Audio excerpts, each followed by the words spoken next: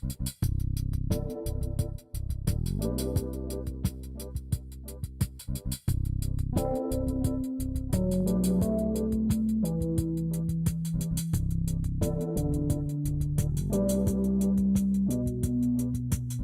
buenos días. Antes de empezar, quiero agradecer a todos la presencia en este seminario y además a la universidad, a UMED, por permitirme formar parte de su equipo docente, por lo menos hasta ahora. Bueno, bien, antes de contarles mi experiencia, les voy a hacer a ustedes unas preguntas como para ir rompiendo un poco el hielo, y la idea es que por favor levanten la mano, y la primera pregunta que les quiero hacer es: ¿cuántos de ustedes para llegar hoy aquí utilizaron el GPS o alguna aplicación en su celular para orientarse? A ver. Bien, unos cuantos desorientados. No era tan difícil, era Callao, Sarmiento, pero bueno, bien, está bueno utilizar las tecnologías. ¿Cuántos de ustedes pusieron en su celular el seminario para acordarse y venir hoy acá? También unos cuantos, muy bien. ¿Y cuántos de ustedes hace esta mañana que están recibiendo WhatsApp, pero por un tema de educación, de respeto hacia los que estamos hablando, no miran los mensajitos y están atentos a lo que decimos? Bastante pocos. Los mentirosos bajen la mano. Bueno, bien. Lo primero que les quiero contar es, digamos, yo decía, bueno, ¿cuándo es que empezaron las TICs en mi vida? Porque cuando Mayra y su equipo me dijeron que viniera a contar el tema de las TICs en el aula, dije, bueno, ¿cuándo empezaron esto de las comunicaciones y la información en mi vida? Y tengo que decir que tendría alrededor de 5 años. Yo soy descendiente, mis padres son inmigrantes italianos, y para ellos estar informados o estar comunicados con su país de origen era muy importante. Ahora, la forma que tenían ellos de hacerlo era esta. Para los que son de la generación del 90 en adelante, les explico, eso es un sobre. En ese sobre lo que ven adentro es una carta manuscrita, y esa carta manuscrita, ven eso que se ve ahí en azul, es un sello que tenía impreso, a veces estaba impreso y a veces no. En ese sellito había una frase que decía "por avión". Es decir, la única forma que tenían mis viejos de estar comunicados con sus antepasados era a través de esos sobres que iban y venían en avión. Ahora bien, ¿cuánto tardaba todo eso? Si las cosas andaban más o menos bien, entre 20 y 30 días. O sea, mis viejos, la verdad que tardaban bastante en tener novedades. Hoy en día, con mis padres, con mis hermanos, mi madre y yo, que ellos están viviendo en Estados Unidos, nos comunicamos de la siguiente manera. Nos fijamos en el celular si estamos disponibles, nos mandamos un WhatsApp y nos conectamos por Skype. Paramos el celular y por ahí, mientras estamos almorzando, cenando, estamos hablando con mis hermanos. Es decir, que la tecnología en estos últimos años, desde que yo tenía 5 años, que fue ayer nomás, a hoy en día, 2016, ha avanzado muchísimo. Ahora, la pregunta es, ¿en todos los ámbitos avanzó de la misma manera? Y la verdad es que, por ejemplo, en el aula, que es lo que nos llama hoy a todos acá, ¿avanzó de la misma manera la tecnología?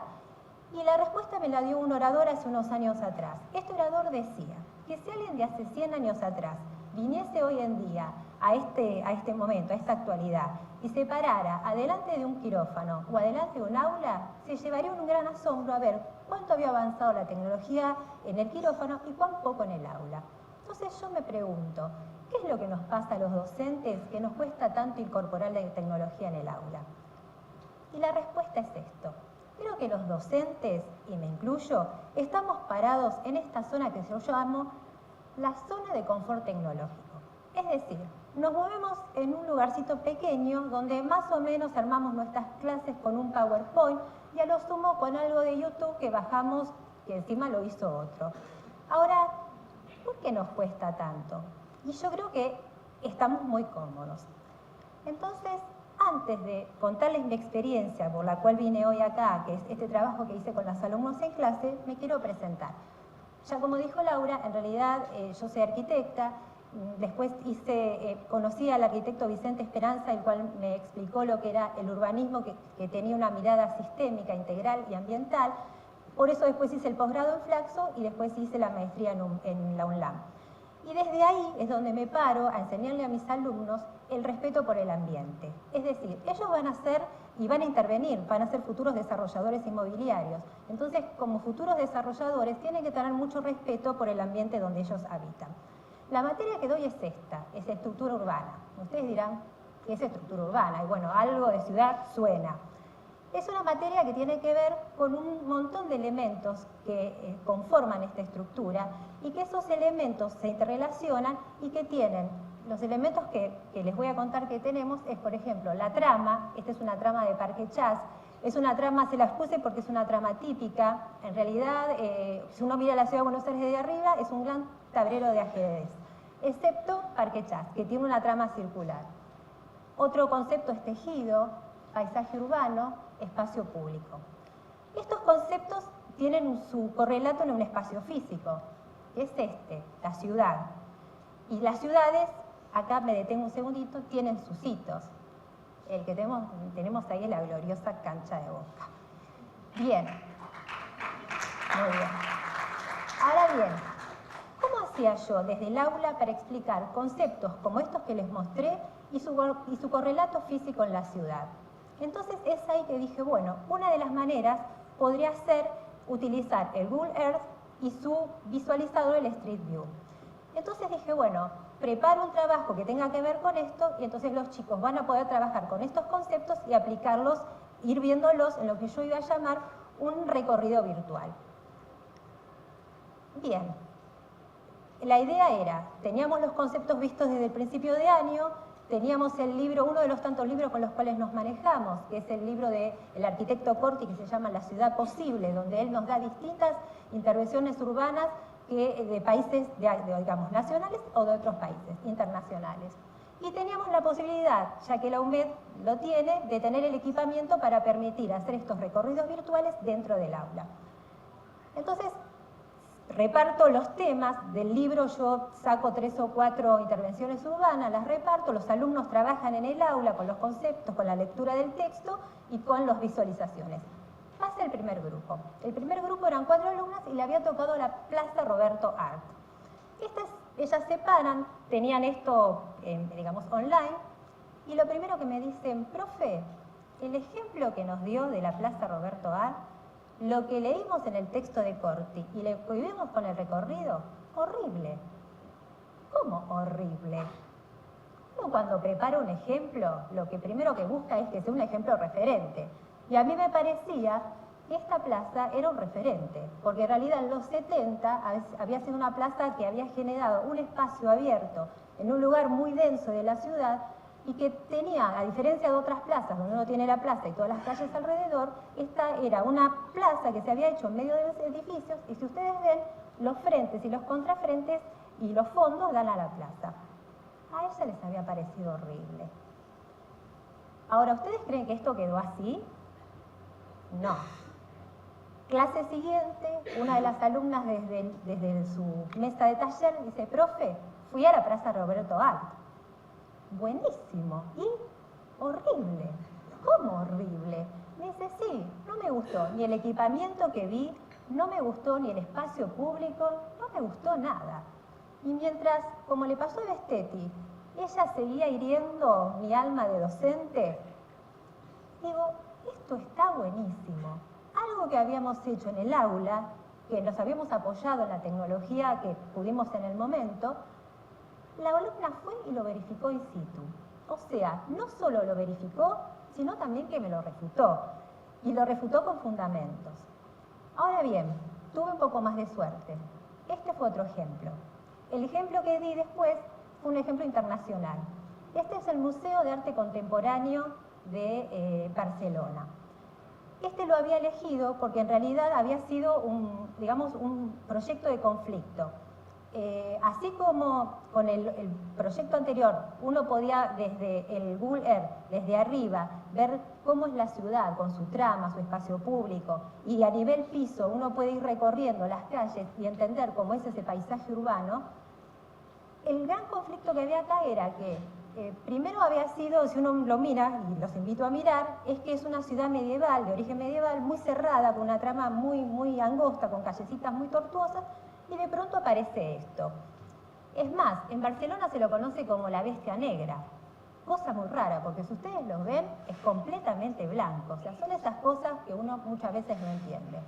Y el otro tema por el cual a mí me había gustado era que esta plaza seca que ellos tienen, que tiene una variedad de usos y de funciones, las funciones y los usos habían sido conflictivos. ¿Por qué? Porque estaba supuestamente, según los barceloneses, tomada por los skaters. Ahora, este ejemplo también yo lo había elegido porque una alumna había viajado a Barcelona. Entonces la alumna me dice, profe, ¿sabe que no es tan así? La verdad es que los skaters van, vienen, van de acá para allá, pero uno puede recorrer, no es que están todo el tiempo molestando. Dice, y está bueno, porque hay como un dinamismo. Y eso me pareció repiola, porque en realidad Corti en su libro, cuando él se sienta en un barcito de café, cuenta que a él también no le parecía que estos skaters sean en realidad tan conflictivos, que en realidad van, vienen, también aparece gente que recorre el lugar, gente que visita el museo, y entonces nuevamente, un poco gracias al Street View y gracias al Google Earth, más lo que la alumna había dicho, pudimos también verificar el conocimiento. Bien, este ejercicio me sigue dando a mí muchas gratificaciones. En esta segunda parte del año doy modalidades de vivienda. Y la verdad que el otro día uno de los alumnos me dice, profe, pasé con el auto por la Plaza San Nicolás, me bajé del auto, le saqué fotos y las traje y las subí para que la veamos. Y trajo esta la hizo un alumno. Y si no, el mismo alumno hace unos días atrás me dice, profe, estuve tratando de ver un poquito cómo es esto del edificio Sancor, que es un edificio de Bahía Blanca, y me puse con el visualizador en el Street View y no lo puedo ver. Digo, ¿sabés que a mí me pasó lo mismo? Yo tampoco lo conozco. Entonces quise, como les estaba contando de este edificio, de qué se trataba, y evidentemente no están hechas las fotografías, por eso no se puede ver. ¿Saben qué me dijo el alumno? Me dice, profe, ¿y cómo hago yo para saber si lo que dice Corti en el libro es verdad o es mentira? Y esto está re bueno. O sea, como conclusión, realmente a mí utilizar este tipo de programas de alguna manera ha democratizado el conocimiento. Es muy difícil para muchos alumnos míos poder viajar a Barcelona o ver las highlights como vimos en Nueva York, sobre todo desde el aula, pero bueno, uno puede viajar y verificar el conocimiento también viajando.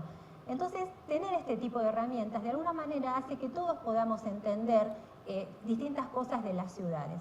Y por otro lado, desde el lado de los alumnos, está bueno que me refuten lo que ven, o lo que sienten, o lo que están aprendiendo con fundamentos. Está bueno también que vayan a verificar el conocimiento en el lugar, y está bueno que puedan hacer este tipo de trabajos ellos mismos de empezar a moverse. Así que yo lo que les digo es difícil de salir de esta zona de confort tecnológico donde uno está paradito y sabe que si se corre un poquito tiene más riesgos y tiene que buscar más cosas. Pero en realidad está bueno, por otro lado, porque si yo los dejo usar nada más que PowerPoint, cosa que ahora tienen prohibido en el aula, es como si todavía mis viejos, en vez de usar el WhatsApp o todas las nuevas tecnologías, estuvieran mandando las cartas con esos sobres y con esas estampillas. Así que muchas gracias.